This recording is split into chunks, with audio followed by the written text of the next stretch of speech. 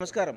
ఈరోజు నాచారంలో ఉన్నటువంటి Shahi exports and private లిమిటెడ్లో పనిచేస్తున్నటువంటి దాదాపు 2500 మంది మహిళా కార్మికులు వాళ్ళకి అన్యాయం జరుగుతుందనేసి గత 15 రోజుల నుంచి ధర్నా చేస్తున్నా కూడా దిగిరానటువంటి యాజమాన్యము, దాంతోపాటు అధికారంలో ఉన్నటువంటి కాంగ్రెస్ పార్టీ కూడా వీళ్ళ సమస్యల కోసము ఆలోచన చేయకపోవటము, సమస్యల పరిష్కారం కోసం షాహీ ఎక్స్పోర్ట్ ప్రైవేట్ లిమిటెడ్ నుంచి మహిళా కార్మికులందరూ కూడా ఈరోజు కవితక్క గారిని కలవడానికి వచ్చి వాళ్ళ సమస్యలు విన్నవించుకుంటున్నారు.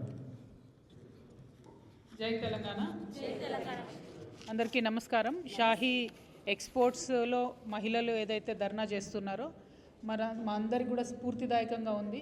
మీకు ఇబ్బంది అవుతుంది, 15 రోజుల నుంచి మీరు రోడ్ల మీద కూర్చుంటున్నారు, కానీ మిమ్మల్ని చూస్తుంటే మాత్రం తెలంగాణలో ఉన్న మహిళలందరికీ ధైర్యం వచ్చే విధంగానే ఉన్నది. సో ఆ స్పిరిట్కి ముందు సల్యూట్ చేస్తూ ఉన్నాను. ఆ పోరాట పటిమని, ఆ స్ఫూర్తిని మాత్రం వదిలిపెట్టొద్దని చెప్పి మిమ్మల్ని అందరూ కూడా కోరుతున్నాను. రెండవది, మరి 15 రోజుల నుంచి 2500 మంది ఆడబిడ్డలు రోడ్డు మీద కూర్చుంటే లేబర్ కమిషనర్ గారు ఎందుకు పట్టించుకుంటలేరు అన్న విషయం నాకు ఇంతవరకు అర్థమవుతలేదు. స్టేట్లో లేబర్ మినిస్టర్ గారు ఉన్నారు, వివేకన్న గారు ఉన్నారు, వారు కొంచెం ఆలోచన చేయాలి, వారు ఒక ప్రోయాక్టివ్ స్టెప్ తీసుకోవాలి. అంటే ఎక్కడ కూడా ప్రభుత్వంలో మంత్రులు స్పందిస్తలేరు అనడానికి షాహీ ఎక్స్పోర్ట్స్ ధర్నానే కరెక్ట్ నిదర్శనం. నేను డిమాండ్ చేస్తూ ఉన్నాను లేబర్ మినిస్టర్ గారిని, అట్లానే లేబర్ కమిషనర్ గారిని డిమాండ్ చేస్తూ ఉన్నాను, ఇష్యూ మీద మీరు మాట్లాడాలని.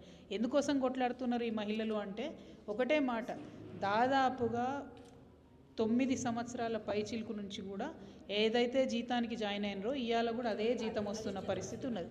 అంటే ఆ ధరలు ఆకాశాన్ని అంటిపోతున్నా కూడా కనీసం జీతభత్యాలలో మార్పు లేదు, డియర్నెస్ అలవెన్స్ లాంటిది లేదు, ఎటువంటి లేబర్ చట్టాలను కూడా అమలు చేస్తున్నటువంటి సందర్భం లేదు. ఇవన్నీ ఉన్నాయి కాబట్టి న్యాయం ఆడబిడ్డల పక్షాన ఉంది కాబట్టి వాళ్ళు ఇవాళ కొట్లాడుతూ ఉన్నారు. మేము డిమాండ్ చేస్తున్నాము, లేబర్ కమిషనర్ గారు తక్షణం వెళ్ళి చర్యలు తీసుకోవాలి.